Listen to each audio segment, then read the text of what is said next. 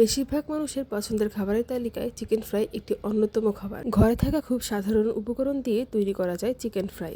এখানে আমি 2 কেজি ওজনের একটি আস্ত মুরগি নিয়ে নিয়েছি। খুব ভালোভাবে ধুয়ে পরিষ্কার করে আমি মুরগি থেকে পানি ঝরিয়ে নিয়েছি। দিয়ে দিচ্ছি স্বাদ মতো লবণ, 1 চা চামচ মরিচ গুঁড়া, 1 চা চামচ ধনিয়া গুঁড়া, আধা চা চামচ জিরা গুঁড়া, 1 চা চামচ আদা বাটা, 1 চা চামচ রসুন বাটা, 4 চা চামচ সয়া সস, 4 চা চামচ টমেটো সস, 2 চা চামচ ভিনেগার এবং একটি আস্ত ডিম। সবকিছু একটু ভালোভাবে মিশিয়ে নিব।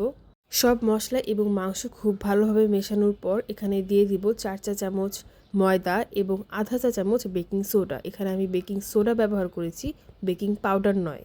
ময়দা এবং মাংসকে একসাথে খুব ভালোভাবে মাখিয়ে নিব।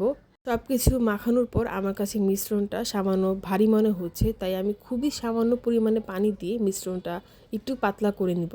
মাংস খুব ভালোভাবে মাখানোর পর এটাকে আমি 1 ঘন্টার জন্য রেস্টে রেখে দিব। আরও বেশি সময় রাখতে পারলে আরও ভালো, তবে মিনিমাম 1 ঘন্টা রাখার চেষ্টা করতে হবে। 1 ঘন্টা পর চিকেনগুলো ভেজে নেওয়ার জন্য আমি কড়াইয়ে পর্যাপ্ত পরিমাণে তেল নিয়ে নিচ্ছি।